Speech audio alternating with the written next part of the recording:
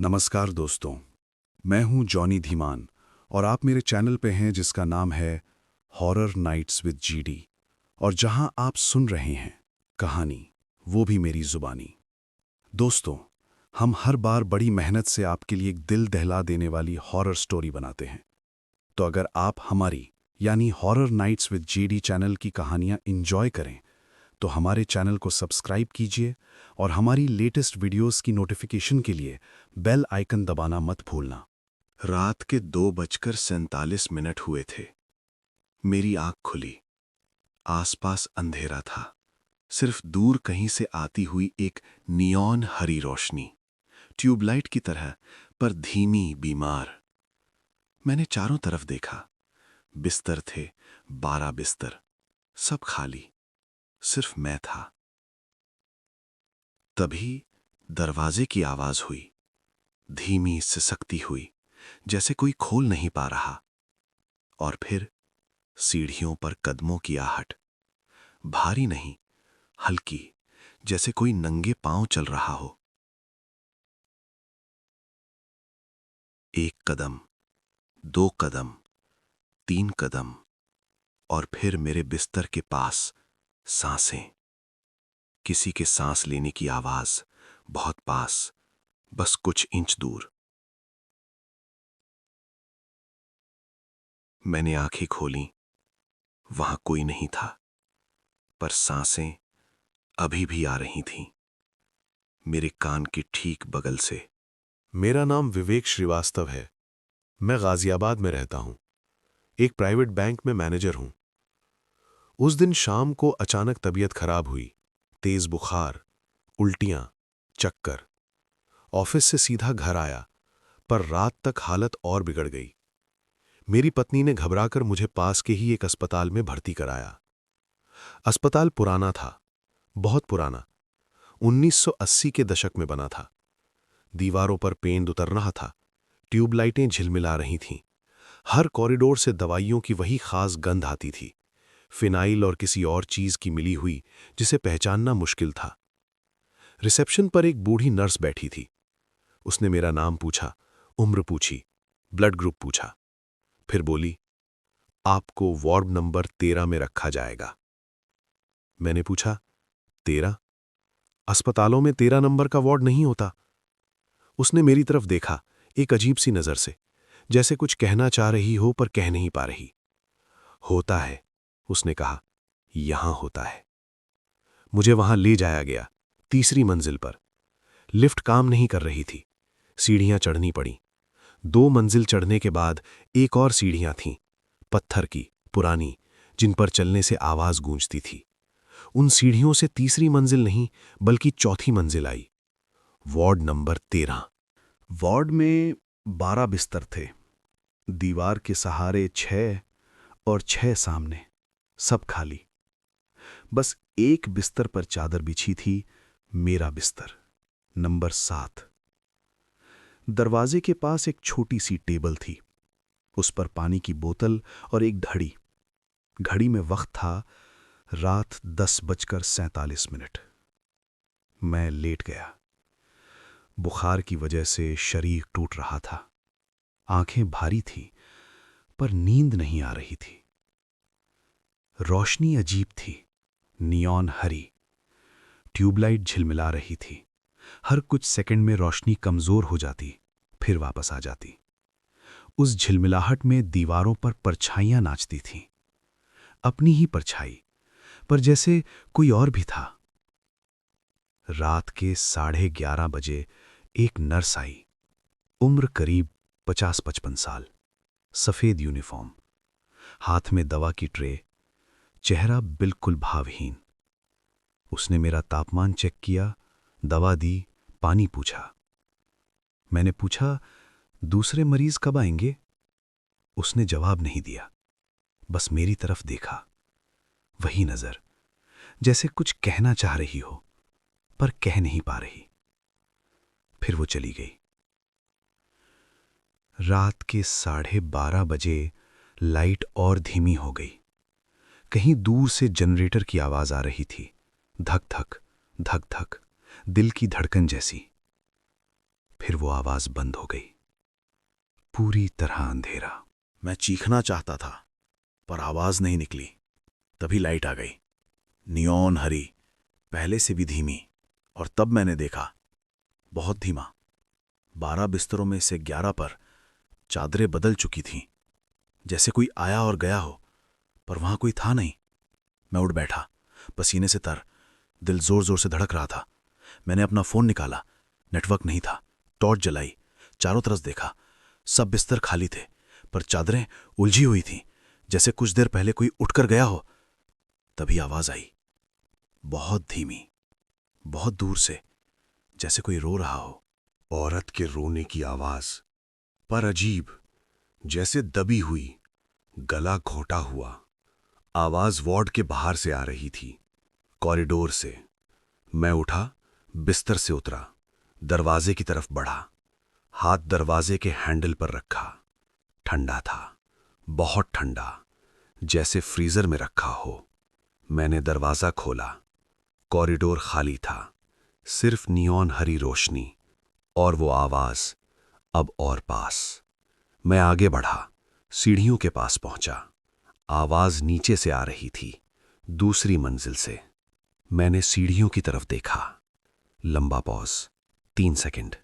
सीढ़ियों पर पैरों के निशान थे, गीले, लाल, खून, और वो निशान ऊपर आ रहे थे।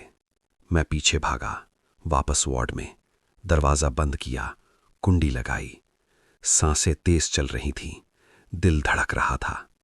तभी किसी ने दरवाजा खटखटाया, खटखटखट। मेरे रोंगटे खड़े हो गए। मैं पीछे हटा, दीवार से लग गया। वो उठी, मेरी तरफ बढ़ी। डरो मत, मैं तुम्हें नुकसान नहीं पहुंचाऊंगी, पर तुम्हें यहां से निकल जाना चाहिए, जल्दी। क्यों? क्या होगा? उसने वार्ड के चारों तरफ देखा, उन 12 खाली बिस्तरों की तरफ। हर रात 3 बजे वे आते हैं। कौन? वे मरीज जो कभी इस वार्ड में मरे, 1985 से लेकर अब तक। 12 बिस्तर, 12 मरीज। हर रात वे वापस आते हैं, अपने अपने बिस्तर पर। और जो उस वक्त जिंदा होता है, उसने मेरी तरफ देखा, वो उनमें से एक बन जाता है। मैंने घड़ी देखी, 2:55 बज रहे थे। 5 मिनट। मैं भागा दरवाजे की तरफ, पर दरवाजा नहीं खुला, जैसे बाहर से बंद कर दिया गया हो। मैंने खिड़की की तरफ देखा, 4थी मंजिल, नीचे अंधेरा, कूदना मौत थी। नर्स वहीं खड़ी थी, बिस्तर नंबर 6 के पास। बचने का कोई रास्ता है? मैंने चिल्लाकर पूछा। उसने सिर हिलाया। एक, अगर तुम साबित कर दो कि तुम जिंदा हो। कैसे? वे तुम्हें छुएंगे। अगर तुम छूने दोगे तो तुम उनकी तरह हो जाओगे। अगर तुम छूने से बच गए सुबह तक, तो तुम बच जाओगे। घड़ी देखी, 2:58। 2 मिनट। तभी लाइट पूरी तरह बुझ गई। अंधेरा, गहरा, सघन। और फिर बिस्तरों की आवाजें आने लगीं। चरमराहट, जैसे कोई लेट रहा हो, करवट बदल रहा हो, उठ रहा हो। रोशनी आई, वही नियॉन हरी, धीमी। मैंने चारों तरफ देखा, 12 बिस्तर, 12 लोग, बूढ़े, जवान, औरतें, मर्द, सब अपने अपने बिस्तर पर लेटे थे। सबकी आंखें खुली थीं, सब मुझे देख रहे थे। उनके चेहरे सड़े हुए थे, त्वचा गल रही थी, हड्डियां दिख रही थीं, आंखों की जगह सिर्फ काला अंधेरा। पर वे देख रहे थे मुझे। एक एक करके वे उठने लगे, बिस्तरों से उतरे, मेरी तरफ बढ़ने लगे। मैं दीवार से सट गया, कोई रास्ता नहीं था। 12 लाशें, 12 जोड़ी आंखें, 12 फैले हुए हाथ। वे करीब आते गए, एक एक कदम, धीमे, डरावने। सबसे आगे वाला, एक बूढ़ा आदमी, मेरे ठीक सामने आकर रुका। उसने अपना हाथ बढ़ाया मेरे चेहरे की तरफ।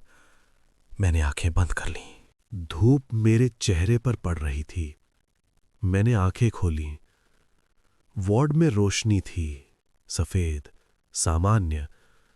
दीवारों पर पेंट ताजा था, बिस्तर साफ थे। मैं बिस्तर नंबर 7 पर लेटा था। एक डॉक्टर मेरे पास खड़ा था, युवा, चश्मा लगाए। आप जाग गए? बहुत अच्छा, बुखार उतर गया है, आज डिस्चार्ज हो सकते हैं। मैंने चारों तरफ देखा, बाकी 11 बिस्तर खाली थे। डॉक्टर साहब, ये वार्ड नंबर 13 है ना? डॉक्टर ने मेरी तरफ देखा, हैरानी से। 13? कौन सा 13? ये वार्ड नंबर 7 है। इस अस्पताल में 13 नंबर का कोई वार्ड नहीं है। मैं उठ बैठा। पर कल रात वो नर्स, बूढ़ी नर्स, उसने कहा था। डॉक्टर ने मेरे माथे पर हाथ रखा। आपको अभी आराम की जरूरत है। नर्स? कौन सी नर्स? कल रात इस वार्ड में कोई नर्स नहीं थी, आप अकेले थे। मेरे हाथ कांपने लगे। पर मैंने उन्हें देखा, 12 लोग, लाशें, वे मेरी तरफ बढ़ रहे थे।